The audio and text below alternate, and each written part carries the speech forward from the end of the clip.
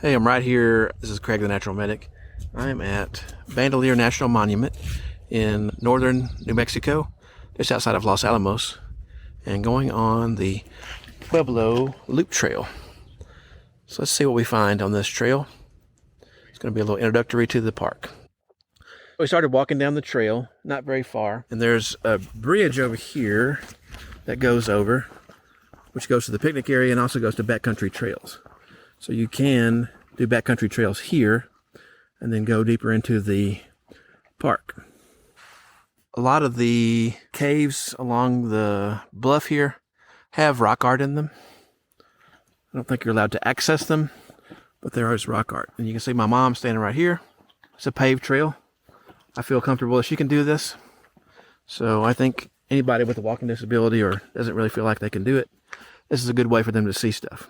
Now, right here, they're talking about the Pueblo Loop Trail grid gardening. And what they did, because of the environment, is what is called the Three Sisters, which is corn, which provided support for the beans, and then the squash provided a layer of mulch. So that's how they did it right there. This trail is paved, I believe, mostly all the way to the end. And it's a 1.4 mile trail. It takes about an hour to do. So in front of us, we have some dwellings up on top of the cliff there, on the edge, or the bottom of the cliff, rather.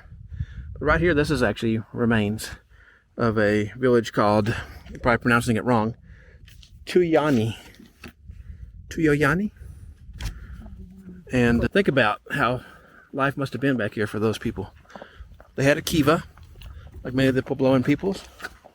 The walls that you're seeing here would have been smooth, plastered with mud. The brick lying underneath, providing a structure, similar to how we make houses these days, where we provide wood or other structures, and then others on the outside.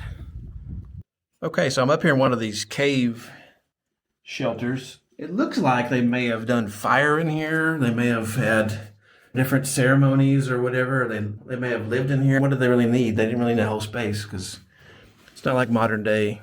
But if you look down below, I guess they had a choice maybe. The other Pueblo site down there was down more in the valley, more accessible. But would that be more accessible to enemies?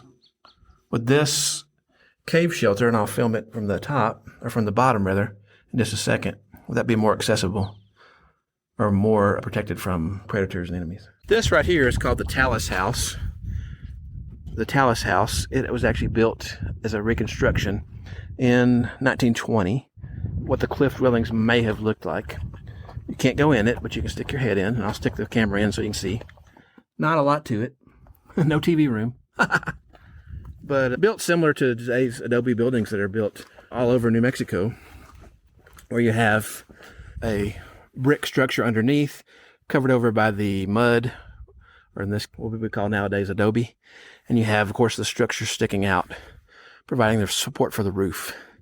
And it continues up there. So it's about I'd say 2.5 story tall building. But it's a reconstruction built in the 20s. If you look back from this point, you can see Freeholie's Canyon. If you look following the trees down the gully there is a large amount of ponderosa and other trees that are following the creek, because the creek goes through there, the Freeholie's Creek. And you can see the road where you go in and out of the visitor center area. Yeah, so I'm inside a bigger cave dwelling.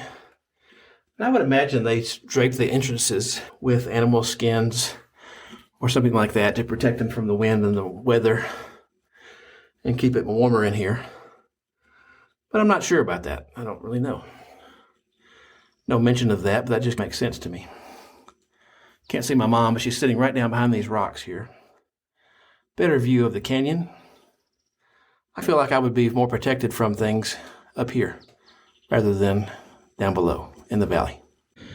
Now, with the view of the different dwellings, think about the average life of the Puebloan person. According to the brochure, the trail guide, you're looking at an age, for most people, maximum age expectancy of 35. A lot of arthritis, a lot of dental problems. People died from childbirth. And if you were a child, there was no guarantee that you were going to make it up through adulthood. So it was a tough life, lots of hard work. And as a civilization, I feel like we've come a long way in some ways, and maybe not so long in other ways. So you can see the outside of this, but you can't really see the inside. This is called Cave Kiva here. And unfortunately, right now, it's close to vandalism.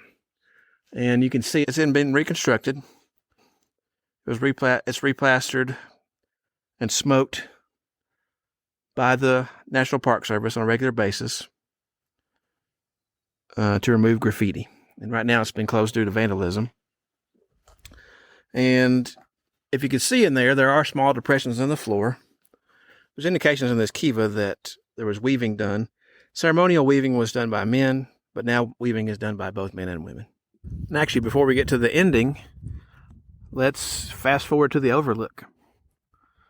Straight ahead, you have the valley, and on the other side of this mesa here, you have the San Miguel Mountains, which stick up over the top over here. And then down in the valley, of course, that's where we were hiking. There was quite a fire that burned here over the past several years. You had, in 1997, you had the La Mesa fire, which burned 14,265 acres.